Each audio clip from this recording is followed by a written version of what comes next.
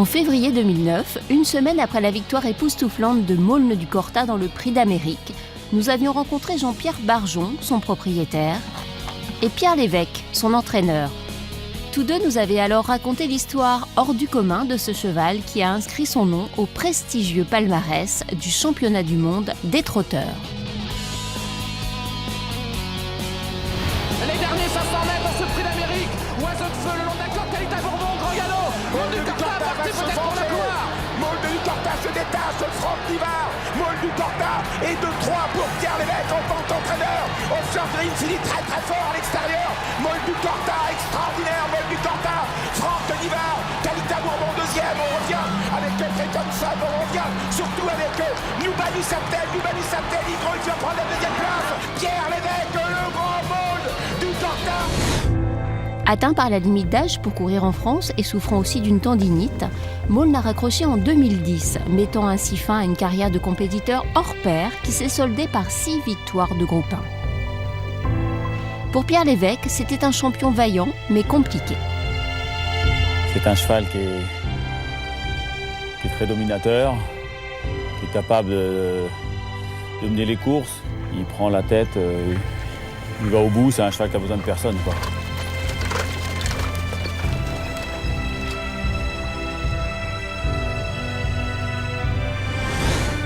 Aujourd'hui, sa nouvelle vie de reproducteur l'a un peu éloigné des feux de la rampe.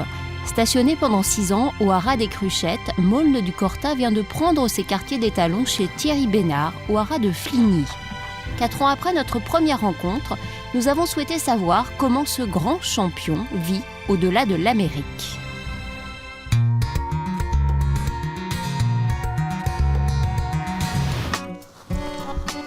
Salut toi Loulou. Maulne est arrivé vers le 15 novembre ici pour la saison 2012. Suite à la fermeture de Haras des Cruchettes où il était stationné à l'origine. Et donc j'ai contacté M. Barjon et M. Julienne pour savoir si c'était possible que le cheval vienne ici dans la mesure où on avait eu auparavant le père de Maulne, à savoir Voici du Niel. Et ça me faisait plaisir de travailler avec Maulne parce que j'aime beaucoup la lignée Kimberland. Thierry Bénard est installé dans l'Orne, près de Nonant-le-Pin. Étalonné depuis 1991, il a accueilli à Fligny le père de Maulne, Voici du Niel, décédé à l'âge de 22 ans en 2009 d'une rupture d'anévrisme. Fameux sous la selle, il avait remporté le Cornulier en 1992 sous la montre de Laurent-Claude Abrivard. Par rapport à Voici, oui, il y a beaucoup de similitudes, c'est assez frappant. Oui. Son port de tête, ses mimiques, son caractère un petit peu. Il prend jamais le galop, hein. C'est un vrai trotteur. Trotteur naturel.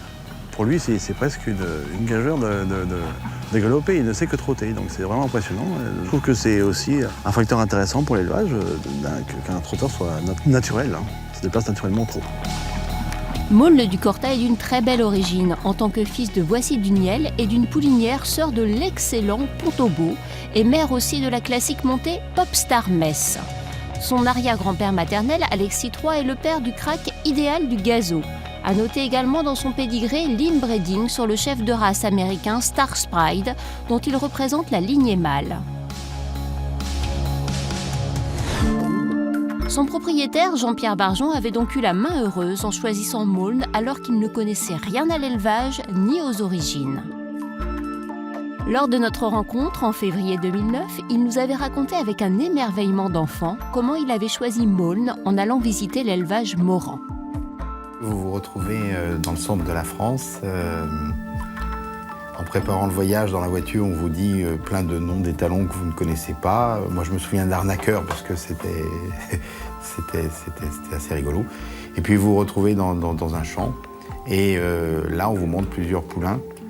Il va y en avoir un qui va vraiment me taper dans l'œil. Et on va me dire, il est vendu. Et puis ensuite, on va me dire, il valait 250 000 francs. Moi, je dis, on ne le regarde plus. Ça faisait beaucoup d'argent. Et puis, il en restait 2 à vendre. Il y en avait un qui tapait plus dans l'œil. En novice, Jean-Pierre Barjon avait été interpellé par une particularité anatomique de ce poulain. Aujourd'hui, je regarderais les allures, je regarderais les proportions.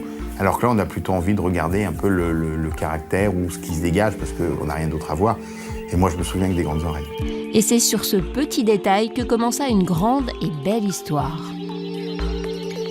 l'histoire d'un petit poulain qui naît dans le village où le Grand Maulne a été écrit. C'est l'année des M, donc je trouve un nom qui est Maulne du Corta.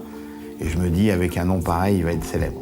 Pourtant, à ses débuts, Maulne n'avait pas immédiatement révélé tout son potentiel. Il va courir le 1er janvier 2003, donc je vais aller à Vincennes. Je n'y suis jamais allé. Je n'ai même pas de carte de propriétaire, et donc je vais aller au restaurant Le Sulky et je vais prendre une formule avec l'entrée gratuite. Je vais payer 30 € et je vais regarder mon cheval courir. Je ne sais même pas les hits, je ne connais pas tout ça, donc je vais regarder mon cheval courir. Il va faire 5e et mon premier réflexe, ça va être de dire, tiens, il a dû gagner 400 ou 500 €. Il en coûte plus de 1000 par mois. Est-ce qu'il va pouvoir couvrir les frais ou pas? Parce que j'étais vraiment dans l'inconnu de l'investisseur qui se dit, c'est quand même beaucoup d'argent et je n'ai pas encore plaisir. Et là, son entraîneur et driver, Laurent Abrivard, qui l'avait fait débuter à Vincennes, va me dire, vous savez, ça s'est très très bien passé. Et moi, 5e, et ça s'est très bien passé, je vais dire, bon, alors s'il faut que je dise j'applaudisse, alors je vais applaudir, mais c'est que ça va encore plus mal se passer et qu'on va peut-être être 8 ou 9e la prochaine fois. Et puis, en fait, il était enfermé. Et les courses suivantes, ça va être victoire sur victoire, avec un moment d'émotion extraordinaire. Je crois que c'était la 3e course où Jean-Michel Bazir gagne et interviewé, dit appelez-le le Grand Maulne.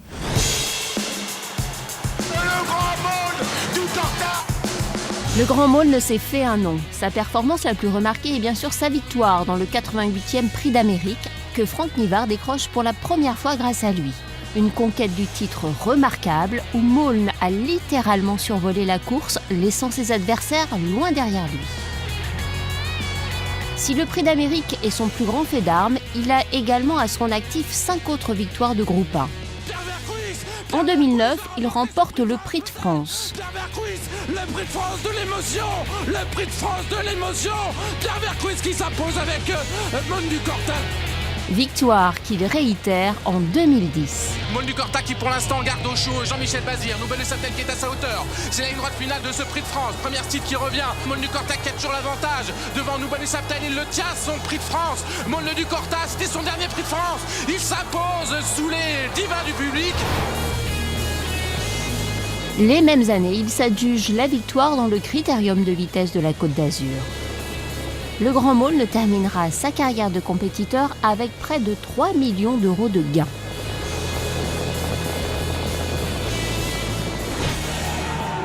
Au lendemain de ce succès dans le championnat du monde des trotteurs, Jean-Pierre Barjon s'estimait être un propriétaire heureux et rêvait alors d'aller encore plus loin dans cette aventure. Pierre Lévesque a fait un travail considérable parce que c'était un cheval à la fois nerveux, un peu malchanceux, avec aussi des problèmes de santé. Donc il y a eu beaucoup d'aléas. Et pour moi, il y a avant et après le Prix d'Amérique. Donc le Prix d'Amérique va dater sa carrière.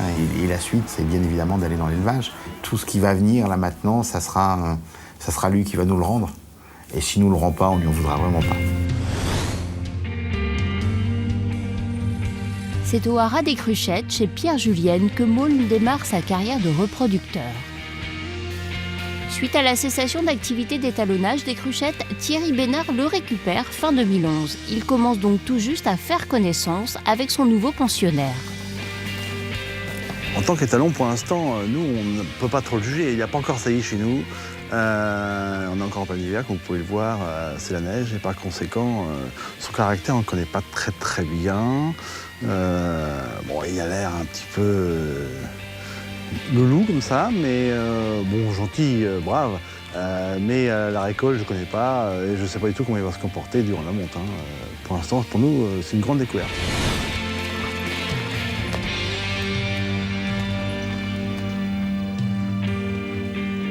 C'est des chevaux qui sont toujours accompagnés à l'entraînement. Surtout à ce niveau-là, ils ont toujours un là, toujours permanence quelqu'un avec eux. Et du jour au lendemain, à l'élevage, ils se retrouvent en liberté dans un paddock, plus personne, enfin, etc. Donc ça les perturbe un petit peu aussi. Donc ils mettent toujours un petit laps de temps à s'habituer. Et puis une fois qu'ils sont bien habitués, par contre, ils n'ont plus tellement envie qu'on vienne leur casser les pieds, quoi. Ils sont bien contents d'être tous dans leur paddock et qu'on vienne les chercher que pour saillir ou pour voir quelqu'un pour manger, mais le reste, ça n'intéresse plus tellement.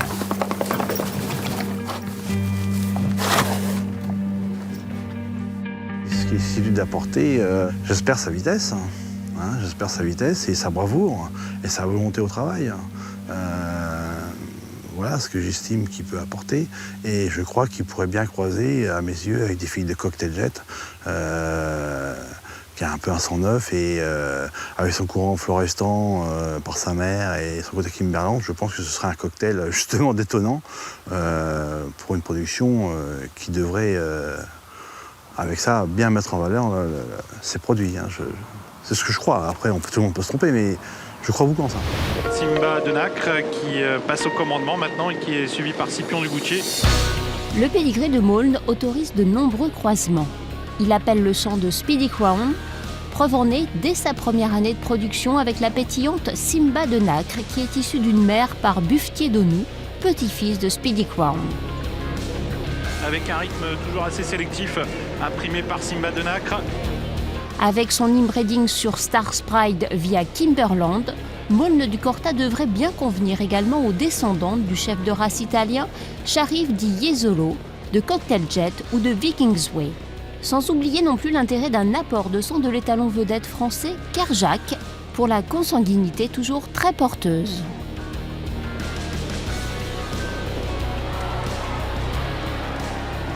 Sèvres de Puy qui remporte le prix de Normandie, Simba de Nacre 3e. Alors en ce qui concerne sa production, c'est bien, dans les vieux comme dans les jeunes, ça s'illustre régulièrement, donc c'est plutôt une production sympathique à mes yeux. Pour l'heure, Maulne du Corta n'a pas encore produit un crack à sa mesure, mais sa production obtient des résultats très satisfaisants aux qualifications. Plus d'un produit sur deux, DSOU, ces 3 premières générations en âge de courir ont obtenu leur qualification. Et déjà plus de 30% de qualifiés dans le rang des 3 ans, les V, soit un excellent pourcentage. Si Pierre Barjon a connu une réussite très rapide en tant que propriétaire, il sait qu'en élevage, les choses sont souvent très différentes.